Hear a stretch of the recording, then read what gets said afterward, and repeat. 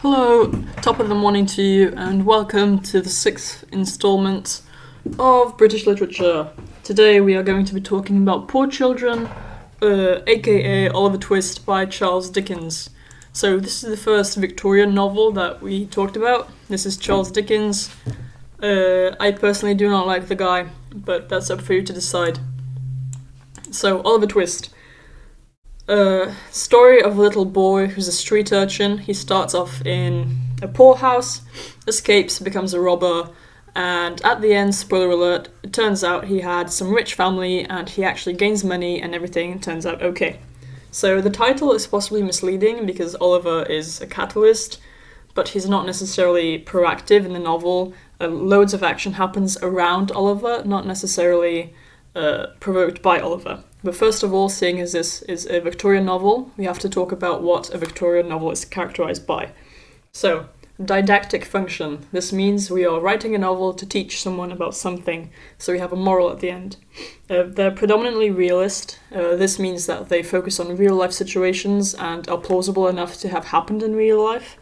We are abandoning romanticism. We no longer care about emotions, etc. in writing. The novels are often about hardships and not so colourful everyday life, especially in the Victorian era, because we see a lot of poor kids, a lot of thieving, a lot of crime, and this is due to the Industrial Revolution and cities becoming more urbanised and industrialised. The novels are heavily plotted, and they focus on emotional states and settings, and there are very visual descriptions. In Oliver Twist especially, there's a focus on the lower class, not the upper class, like in the previous decades, which made people slightly rowdy at the beginning. And the thing that inspired the whole novel is the Poor Law Amendment Act. So in 1830, they had an act, a law, not a Polish law and not a prosecuted law, but we had a poor law, and it ensured that poor were housed in workhouses, clothed and fed, and that children who entered a workhouse could get schooling, but in return they have to work. And this is the sugar-coated version. The real-life version is that it was illegal to be poor. You couldn't sit outside and beg and try to manage for yourself.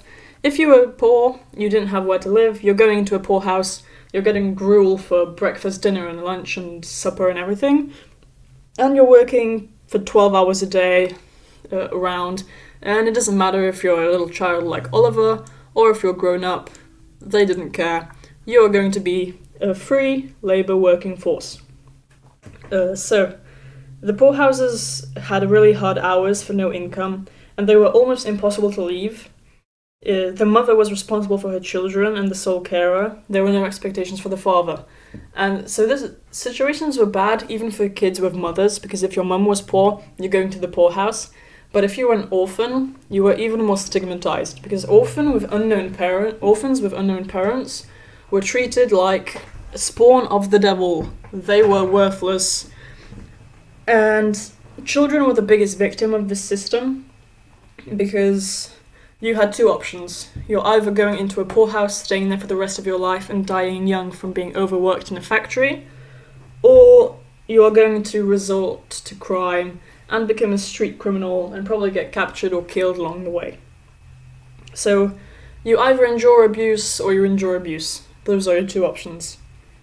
This was a vicious cycle, and surviving pushes kids into even worse situations, and this is the whole social commentary around Oliver Twist.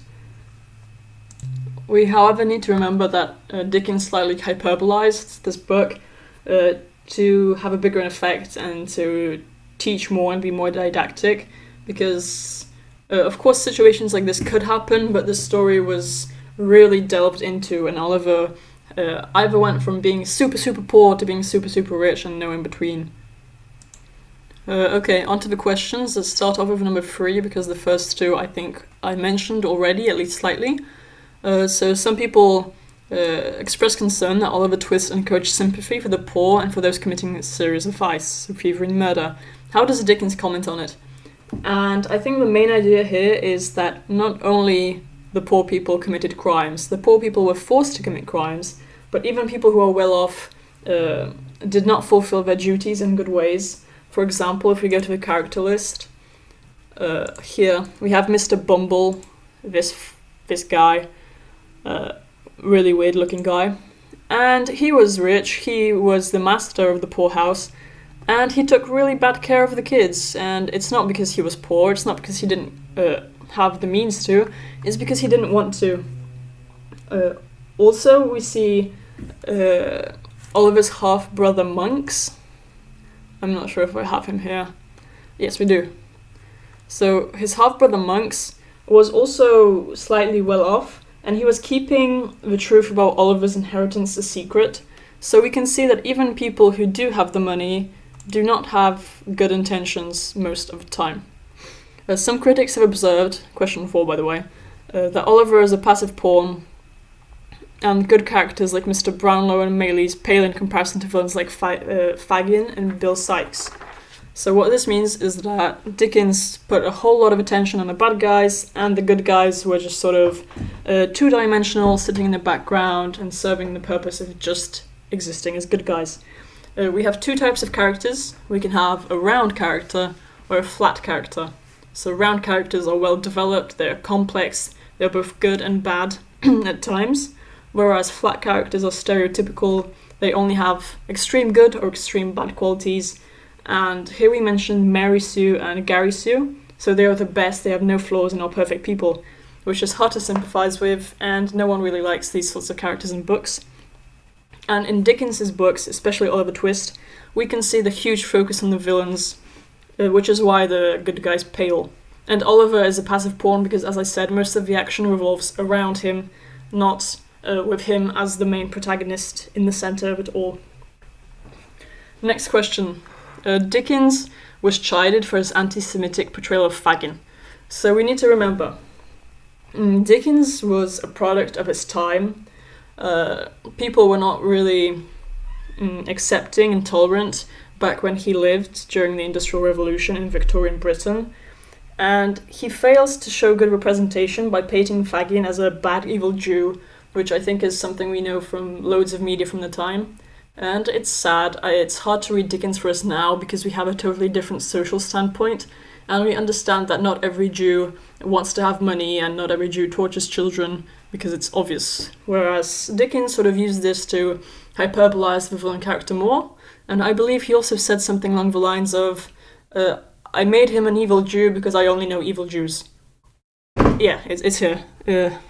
The true time to which the story refers, that class of criminal almost invariably was a Jew. So he says that every bad guy in the Victorian era was Jewish. So Dickens is a dick, I guess. Let's ignore him, leave that behind. And, well, we have to sort of forgive him because everyone was bad back then, but who cares? The characters of women, Nancy, Rose, Agnes, Mrs. Corney, etc. How does he depict women? They're shown as inactive backdrops, basically. Apart from Nancy, who is punished for her freedom and independence, so we see a great message. Women are either unimportant, or if they do start fighting for themselves, they will get punished and murdered. That's everything that Dickens wants to teach us through his didactic novel. And nature versus nurture. Oliver resisted fury through the novel was his honesty and inherited trait.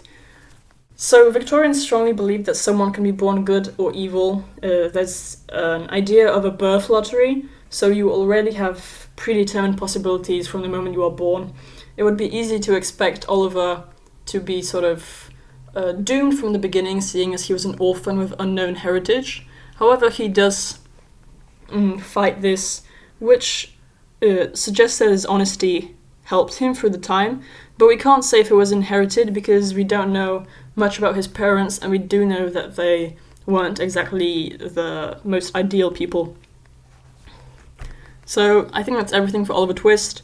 Remember, it's about poor people, poor kids, it's about the depiction of kids, it's about the depiction of the Poor Law Act, and Dickens's disagreement with this being put in. But also remember not to say that Dickens was awesome for this, because, okay, he may have been progressive in this area, but he also depicted Jews and women as bad people. So yeah, that's it for today. Have a nice day. Bye-bye.